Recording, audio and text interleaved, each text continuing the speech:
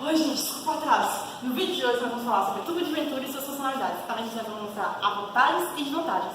Roda a vinheta, papai.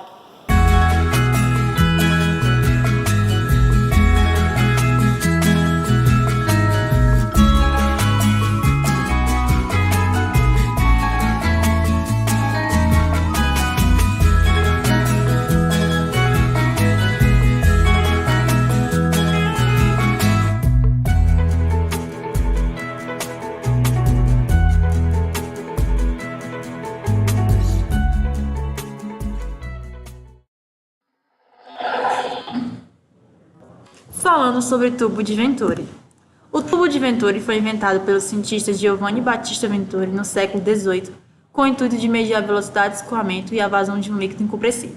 O funcionamento deste medidor baseia-se na variação da pressão durante a passagem do fluido em um tubo de seção mais larga por outro de seção mais estreita. Se o fluxo de um fluido é constante, mas sua área de escoamento diminui, então necessariamente sua velocidade aumenta. Se a velocidade aumenta, então a pressão diminui. Como podemos ver, a relação entre 1 e 2. A área diminuiu, então a velocidade aumentou e a pressão diminuiu. Agora, entre o ponto 2 e 3, a área aumenta, a velocidade diminui e a pressão aumenta. Isso pode ser comprovado pelo princípio da continuidade e de Bernoulli. Nesta simulação, podemos ver claramente este efeito. No ponto de venda contracta, onde o diâmetro do tubo estreito é o menor, a pressão é muito baixa, enquanto que a velocidade é muito alta. Provando teoricamente, nós temos a equação de Bernoulli e a equação da continuidade. Considerando as seguintes hipóteses, que escoamento é permanente, escoamento é incompressível, sem atrito e os pontos 1 e 2 estão à mesma altura, nós temos esta relação. Substituindo uma na outra, nós chegamos ao seguinte resultado. Para V2, a seguinte fórmula. Só que, para descobrir a vazão máxima, nós temos que a densidade vezes a velocidade vezes a área. Então, substituindo, nós chegamos ao seguinte valor. Só que essa vazão é a vazão ideal. Nós estamos a fim de descobrir a vazão máxima real. Então, nós precisamos corrigir com o coeficiente de descarga, chegando a esse valor. Substituindo as seguintes equações, nós temos que a vazão máxima é a seguinte, com beta sendo o diâmetro no ponto de venda contracta sobre o diâmetro 1 na parte larga. Porém, o coeficiente de vazão K é proporcional ao coeficiente de descarga sobre a raiz de 1 menos beta à quarta. Então, chegamos ao seguinte resultado para a vazão máxima. Para fixarmos esses conhecimentos, vamos a resolver a questão 162 do capítulo 8 do livro Fox, sexta edição. Gasolina escoa através de um medidor Venturi de 2 por 1 polegadas. O diferencial de pressão é 380 mm de mercúrio. E ele pede que determinemos a vazão em volume. Para começar, vamos analisar os dados fornecidos pela questão. Nós temos a diferença de pressão em milímetro por mercúrio, que isso dá uma certa altura. A gente vai ver isso melhor na hora dos cálculos. Temos o diâmetro da parte 1 e o diâmetro da parte 2. Com isso, podemos calcular o nosso beta de 0,5.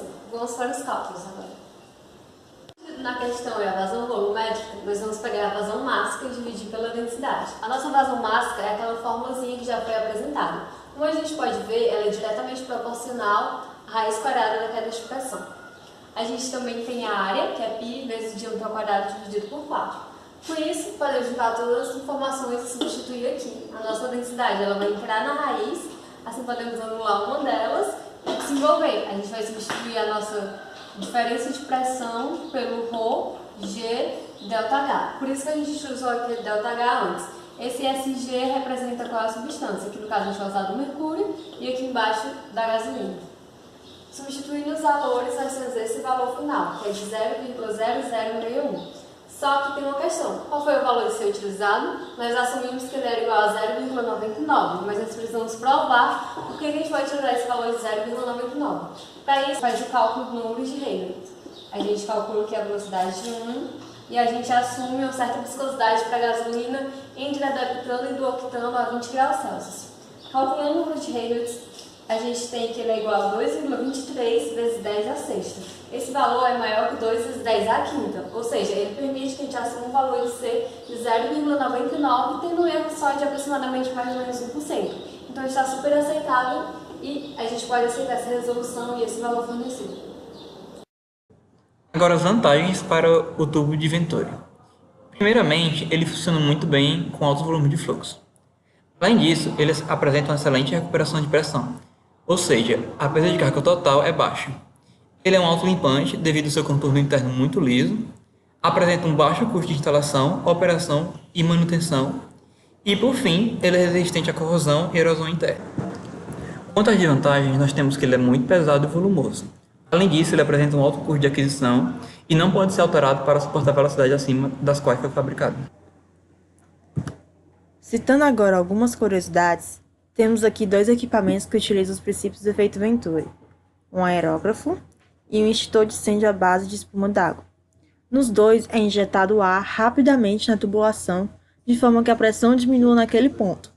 Como a pressão na região de armazenamento é maior, o fluido é empurrado para fora.